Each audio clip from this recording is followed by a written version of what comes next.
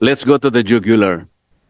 Doon po sa aming pagdinig sa Blue Ribbon, there was an instance where I asked your predecessor, what are the things that are being placed above the NEP? Kaya nagbo-bloat yung budget natin. He was talking about allocables, was talking about leadership and unprogrammed, and then the FLRs, which happened after the BICAM. Pangkaraniwan na yun, it's always the difference between the NEP and the GAA. I was able to calculate from what he told me at that time. I was able to summarize at least 1 trillion pesos over and above the ceilings indicated in the NEP. So, Mr. Chair, dito po sa 2026 proposed expenditure program of DPWH, nagkaroon ng revision from 880 million, billion ba to o million? 880 billion to only 624, or all in all 625.7 billion. So, nawala na ba yung sabi ko rito, taba ito eh. Kumbaga, Mr. Chair, sa katawan ng tao eh. 1 trillion peso additional to the ceilings already indicated in the NEP is 2 months. Parang ang sabi ko eh, taba na ng tao yun eh. Pag hindi natin inalis yung taba ng tao, ikamamatay niya yun eh. So, ano ang presumption dito, Mr. Chair? Sa 625.7, nawala na po ba yung binabanggit natin? Unang-una po, no, as a matter of fact lang po, ang nawala po dyan yung flood control locally funded projects at ibang mga proyekto. Pero kung ang tanong niyo po ay nawala na ba lahat ng taba? Tingin ko po, base lang po sa pinakita sa atin ni Chairman ngayon, hindi po totoo yan at meron pa rin pong taba.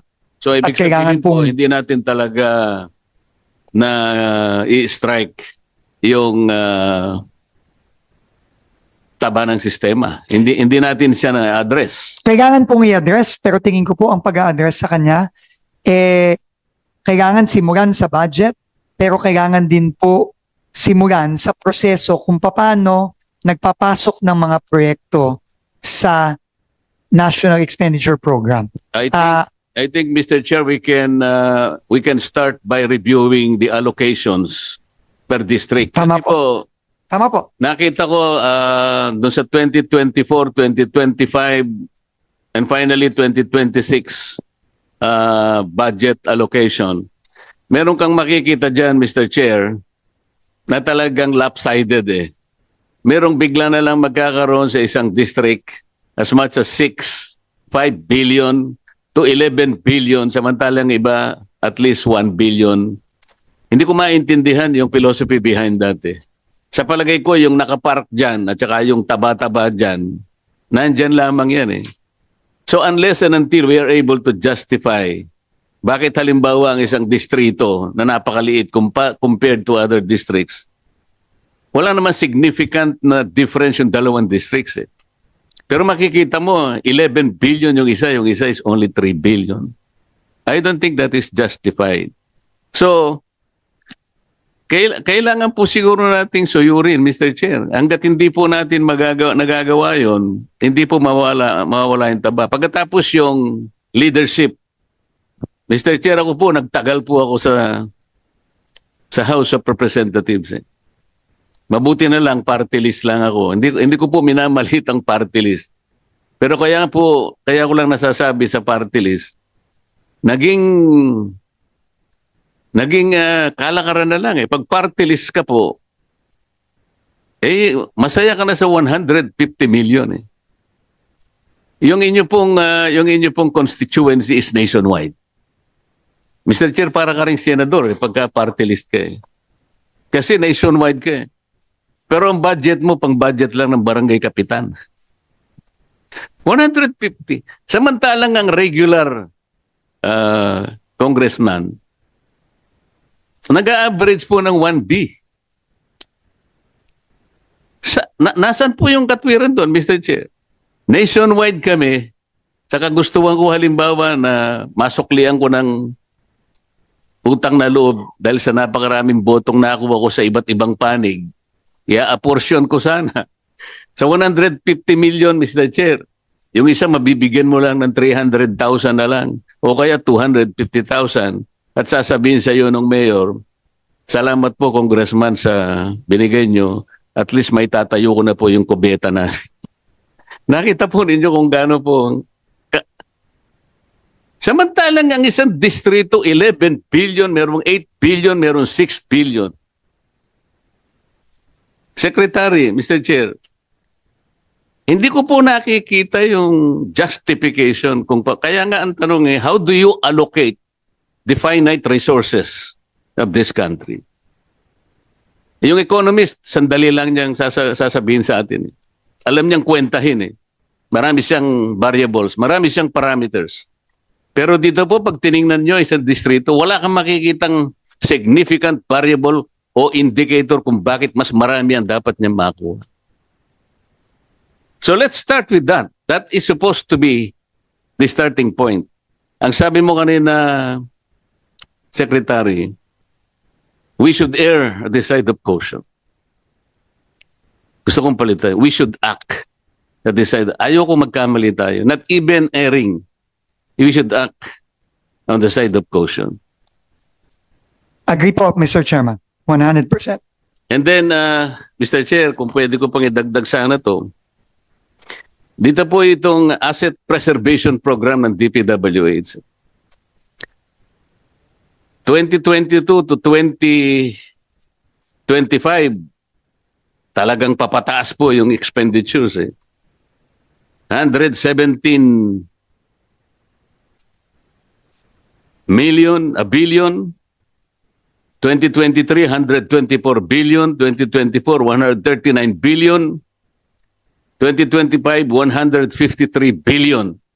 Talagang papataas Mr. Chair, tama naman ito sapagkat kapag itong perang ito nagamit natin sa tamang pamamaraan, magagamit natin ang mas matagal ang ating mga kakalsadahan, mga bridges and so on and so forth. Di ba tama yun, Mr. Secretary? Tama po, Mr. Chairman. Pagkatapos biglang nagkaroon ng 2026, naging 105 na lang. Ang ibig ba sabihin nito,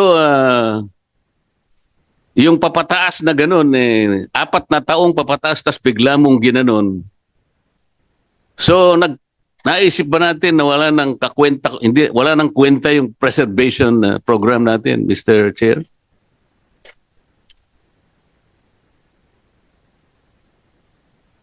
Mr. Chairman, no, in fairness po, no, yung original po ay 105 billion. Pero itinaas po ito to 115. 123. 115 po. 115 lang po. Hindi po 123. Hindi, sa record ko po kasi 123. Ang final po ata na HGAB ay 115, Mr. Chairman. Pero tumaas pa rin po ng 10 billion. So, mababa pa rin kesa doon sa mababa pa rin po. Trajectory na nangyari. Tama po. In the last 4 years. Tama po. So, ang assumption po ba rito ay hindi na natin talaga iniisip na i-preserve yung ating mga assets? Hindi naman po ganon ang sinasabi sa akin ng mga kasamahan ko. Ito lang po talaga, ang unang-una, ito po ang inapprove lang ng Department of Budget and Management nung sinabmit ng DPWH sa kanya ang asset preservation. In fact, ang inapprove lang po 105 at ito po ay nataasan ng konti ng HGAB to 115. Pero tama po kayo, kailangan po talaga humabol. No, kasi like ngayon po, no, ang dami po nating mga tulay na nagkakaproblema. Kasama na po halimbawa ang San Juanico, yung bumagsak na tulay sa Cagayan. No, so ito po lahat ay dapat kasama sa asset preservation program natin na unfortunately nababawasan po no, itong mga nakaraang mga taon. Pero unfortunately din po, ito lang po ang in-approve. Pero we will welcome po kung itataas pa po lalo ito ng House ay ng Senate Finance Committee, Mr. Chairman. Mr. Chair, akala ko yung isa po sa isasagot ninyo ay dahil sa karanasan din natin na ito pong laki ng perang ginamit natin. Halimbawa 2022, 117 billion. Pagkatapos sumunod na taon, 124 billion, 139 billion, hanggang umabot ng 153 billion. Pero hindi po natin nakita talaga na naging matagumpay po yung preservation ng ating mga assets, lalo na yung kalsada natin. Kasi marami po kaming nakita, lalo na po yung mga projects natin kung tawagin ay road slips, ano?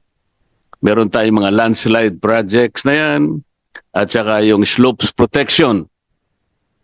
Ang dami po, dapat makikita ninyo dyan dahil sa bago pa lang kayo, pero alam ko po na napakarami pong alingas-ngas sa departamento na yan. Dahil sa halimbawa po yung RACNet halimbawa.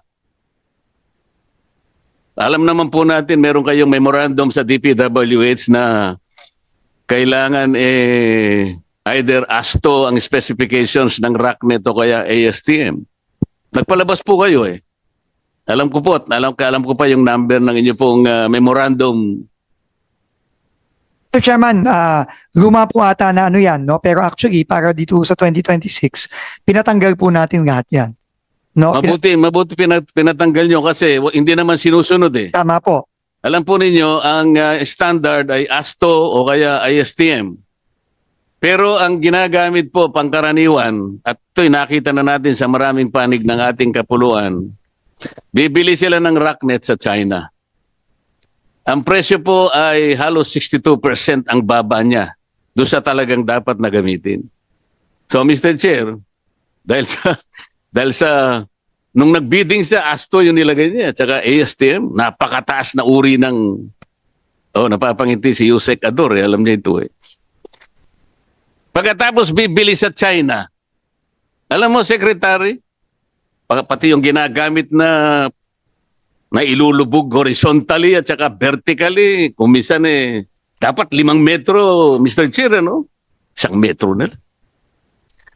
Alam niyo yung RACNet kung gaano katibay yung galing sa China? Parang binalot mo ng sapot ng gagamba, Secretary. Kaya po hindi na preserve. Kaya po ang landslide, gano'n na lang po nangyayari. Kaya ang alam ko, kaya po siguro nyo binaba. Ang gusto ko sanang isagot yun, napansin po kasi namin, sobra-sobra talaga, pero hindi naman talaga nakatutulong para i-preserve yung assets na ating mga nagawa sa mga nakakarang mga panahon. Mr. Chairman, alam niyo po, na-mention niyo po yung RACNetting. Pero habang ako'y araw-araw na tumatagal sa departamento, lahat po ng sinasabi nyo, nakikita po natin on the ground. Ngayon lang po, meron pong bumagsak na kalye ngayon sa Bukidnon, kahapon. Yung Buda Road sa Bukidnon, papuntang Davao. Hindi po natin alam kung ano ang dahilan nun. Pwede pong earthquake ang dahilan, pwede pong landslide ang dahilan, pero pwede din pong kakulangan ng asset preservation ang dahilan. Dahil po itong kalyeng to 1999 pa ata o 2000. So 25 taon na yan. No? So marami po ganito, no? At very very unfortunate po itong mga pangyayaring ito. Pero kagaya nga ng sinabi ko kanina po nung sa aking opening statement pa lang, wala po ako dito. At madali po para sa akin siguro dahil isang buwan pa lang po ako siguro dito. Isang buwan at halos isang buwan at kalahati pa lang ako dito. Hindi po ako pumunta dito para idepensa itong mga nangyayari sa DPWH. Pero nandito po ako, ginagay po ako ng Pangulo dito at yung kabigin-biginan niya para po baguhin. Kaya po lahat po ng suggestion na ni Chairman na nakikita natin na obvious na may problema, talaga po dapat baguhin na natin ngayon. Kasi po, matagal na po ito. Matagal na po ito nangyayari. Hindi lang po ito ngayong taong ito. Mr. Chairman, hindi lang po the last 3 years ito. Sabi nga po ni Senator Gigarda kanina, dekada na po ito. So, ako po, sabi ko nga ako, nandito lang ho ako ng 2 taong kalahati. At hindi ko sasayangin yung oras na ginagay po sa akin dito ng Pangulo para lang makipaglokohan at hindi baguhin ito. So isang linggo, isang buwan ka pa lang sa Isang buwan pa lang departamento. po, mahigit. Opo. Alam mo, Mr. Chair, baka hindi niyo alam na si Secretary Dizon, kamag-anak ko ito eh. Dizon ako eh, sa aking ina. Taga-Angeles ang nanay ko, Dizon din siya. Kaya kung magtawag kami, pinsan. Isang buwan ka pa lang, pinsan. Pero yung bigote mo, hindi mo namumuti na eh. Ano kaya kung tumagal ka ng 6 months? Ako'y nalulungkot sa'yo eh. Alam kong gusto mong ayusin, alam kong gusto mong baguhin at magbago lahat ang problema ng departamento. At ako ay isa sa naniniwala sa kagustuhan mo na mabago mo ang maraming problema na kinasasangkutan mo ngayon. Kung matutulungan ka lang namin sana ng higit pa sa magagawa namin ngayon, ay gagawin namin.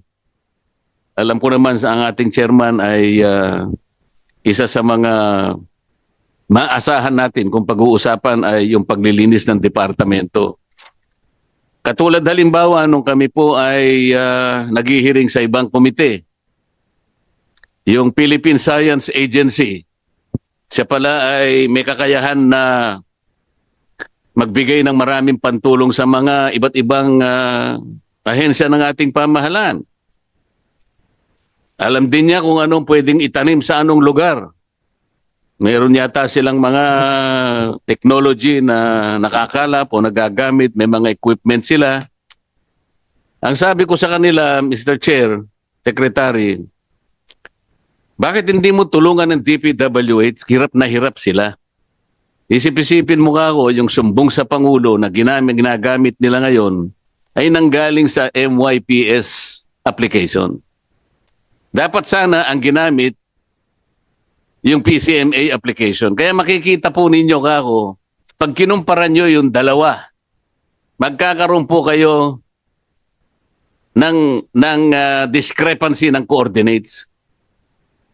So, tumatango-tango si Yusek Conti. Tama o hindi? Ako po kasi, nireview ko yung mga submissions. Dahil binigyan po ako ng USB ng Pangulo nung simulan ko po yung Blue Ribbon nung ako pa po ang chairman.